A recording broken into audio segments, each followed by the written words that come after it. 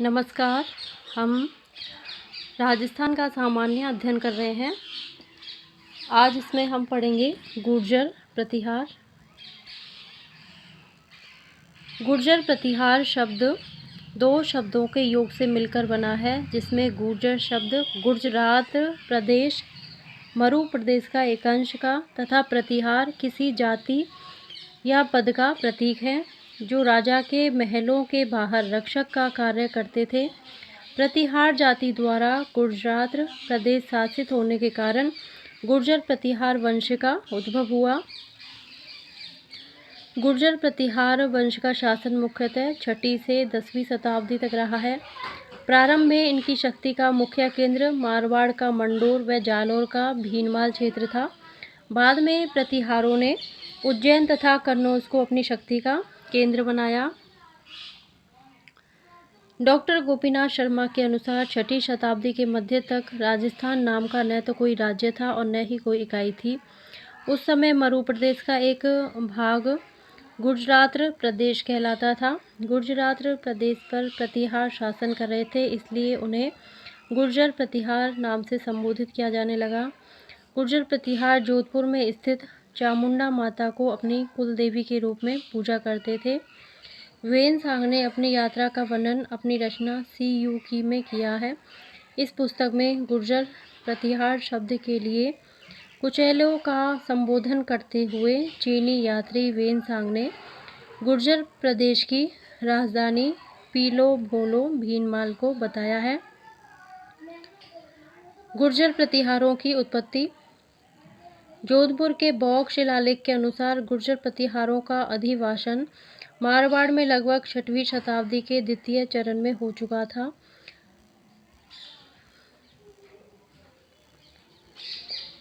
बादामी के चालुक्य नरेश पुलकेशिन द्वितीय ने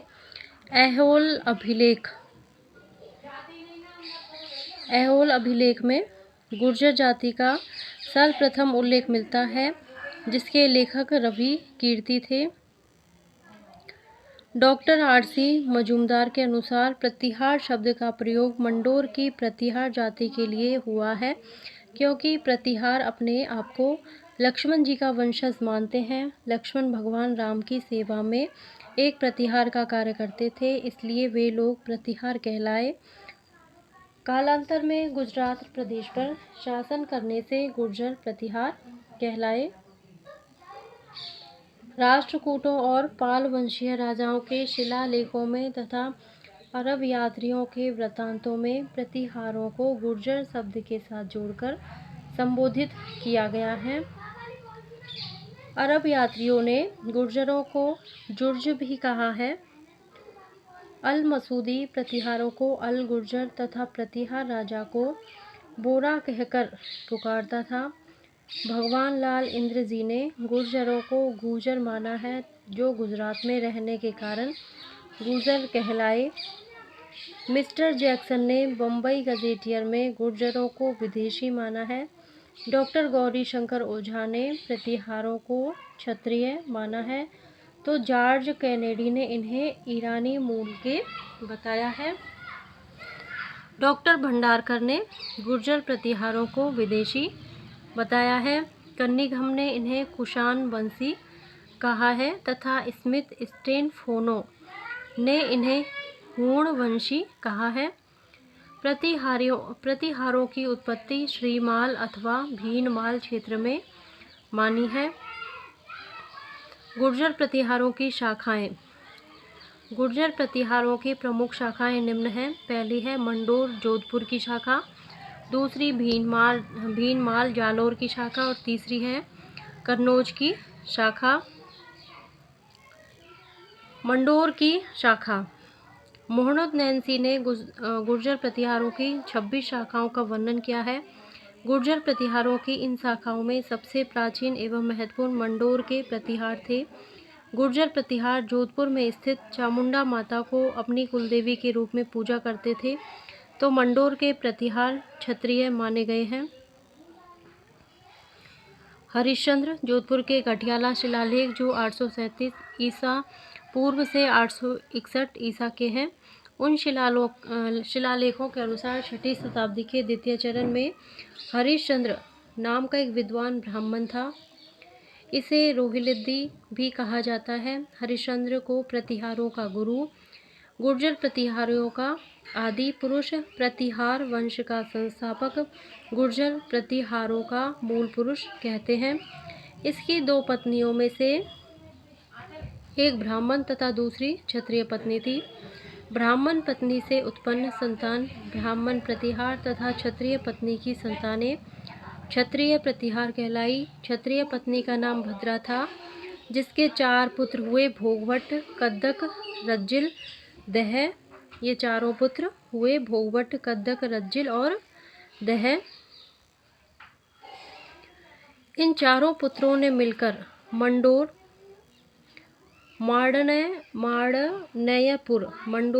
माड़नयपुर को जीता और मंडोर के चारों ओर प्राचीर का निर्माण करवाया तथा गुर्जर प्रतिहार साम्राज्य की स्थापना की। रज्जिल हरिश्चंद्र के बाद मंडोर की वंशावली हरिश्चंद्र के तीसरे पुत्र रज्जिल से 560 ईसा में प्रारंभ होती है। 560 ईसा में रज्जिल ने प्रतिहार राजवंश की स्थापना करते हुए अपने राज्य की राजधानी मंडोर जोधपुर को बनाकर मंडोर में सबसे पहले राजसूय यज्ञ को आधार दिया। ध्यातव्य रहे, रज्जिल ने रोहिस्कूप नगर जोधपुर में महामंडलेश्वर महादेव का मंदिर बनवाया। इसी कारण इसके दरबारी ब्राह्मण नरहरि ने इसे राजा की उपाधि से सम्मानित किया। नरभट्ट रज्जिल के बाद उसका उत्तराधिकारी नरभट्ट मंडोर का शासक बना। नरभट्ट ने पिल्लापणी की उपाधि धारण की, जिसका शाब्दिक अर्थ गुरु और ब्राह्मणों का संरक्षण करता होता है। नरभट्ट ने रोहिस्कूप नगर में विष्णु मंदिर बनवाया।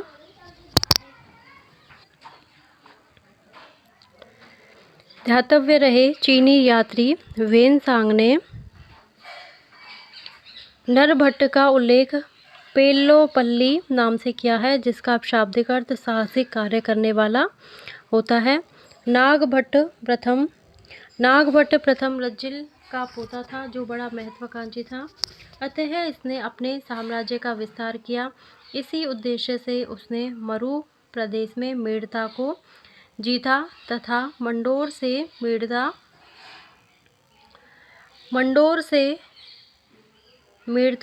मेड़ंतकपुर को अपनी राजधानी बनाया और भीनमाल जालौर तक अपना साम्राज्य बढ़ाया। नागभट्ट प्रथम को नाहड़ भी कहा जाता है। नागभट्ट प्रथम के मुख्य रूप से 2 पुत्र थे।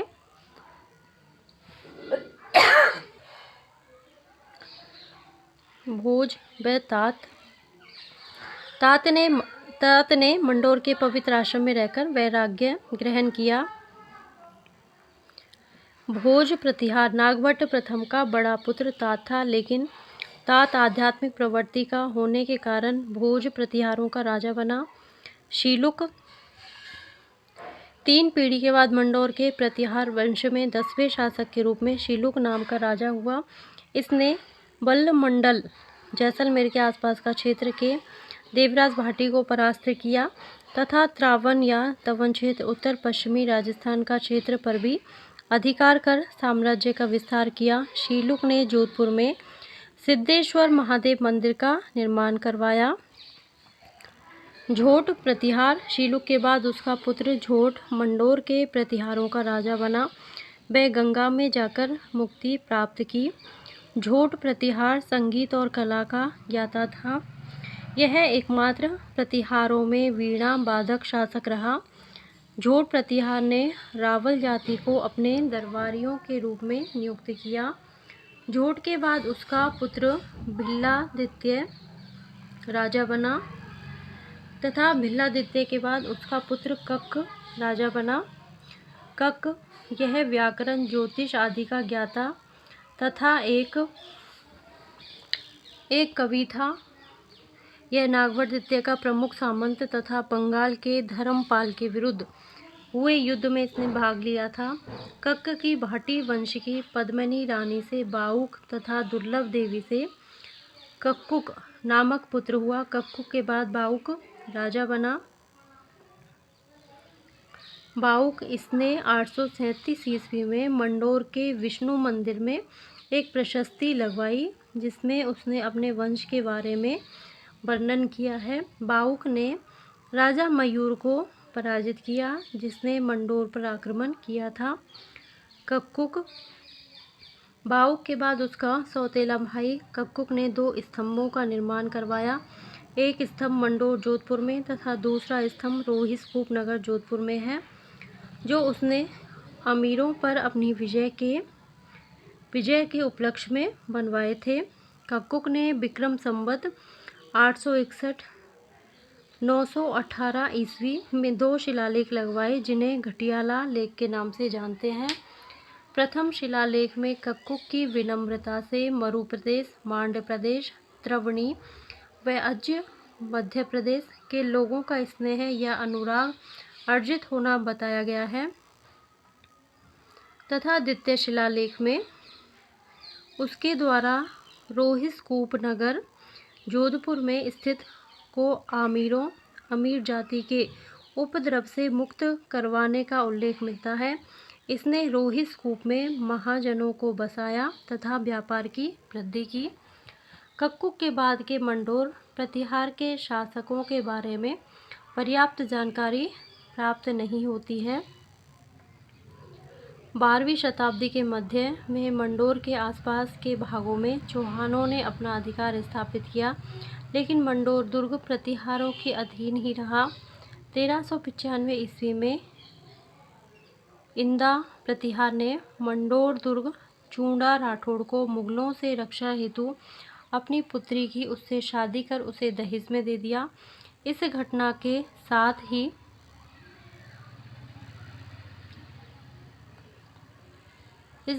साथ ही मंडोर के प्रतिहारों के राजनीतिक विस्तार का इतिहास समाप्त हो गया।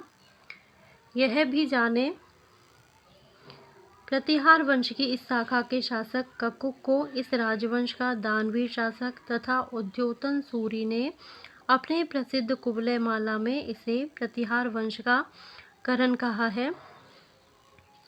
भद्रानी के पुत्र भोगभट्ट, कक्क और दह ने अपने जीवन के अंतिम समय में हिमालय की तलहटी में जाकर जीवन की मुक्ति के लिए घोर तपस्या की। यह प्रमाण जिनसेन सूरी के हरिवंश महाकाव्य में मिलते हैं। गुर्जर प्रतिहार राजवंश के आदि पुरुष हरिश्चंद्र थे, तो मंडोर के गुर्जर प्रतिहार राजवंश के संस्थापक रज्जिल थे। मंडोर शाखा के राजा तट प्रतिहार ने 600 ईस्वी में जल के मध्य बैठकर शिव आराधना करते हुए जल समाधि द्वारा अपने जीवन का अंत किया। मंडोर शाखा के प्रतिहार राजवंश के शासक राजा तट ने अपना उत्तराधिकारी अपने अनुज छोटा भाई भोगभट्ट को नियुक्त किया, तो भोगभट्ट प्रतिहार ने आजीवन ब्रह्मचर्य व्रत का पालन करते हुए मंडोर की मणि नगरी में वैराग्य धारण करते हुए अपने राज्य का उत्तराधिकारी राजा तट अपने बड़े भाई के पुत्र यशोवर्धन को बनाया।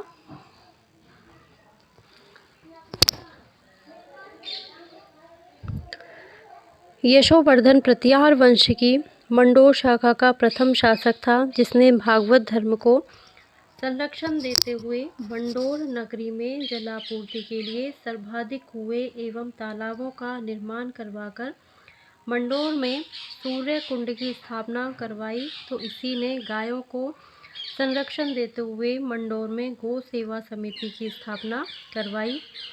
भीनमाल, जालोर, अवंती व कन्नौज के प्रतिहार, इसको हम अगले पार्ट में पढ़ने वाले हैं। अभी के लिए इतना ही। मेरा वीडियो पसंद आया हो तो प्लीज़ इसे लाइक करें, शेयर करें, सब्सक्राइब करें। Thank you.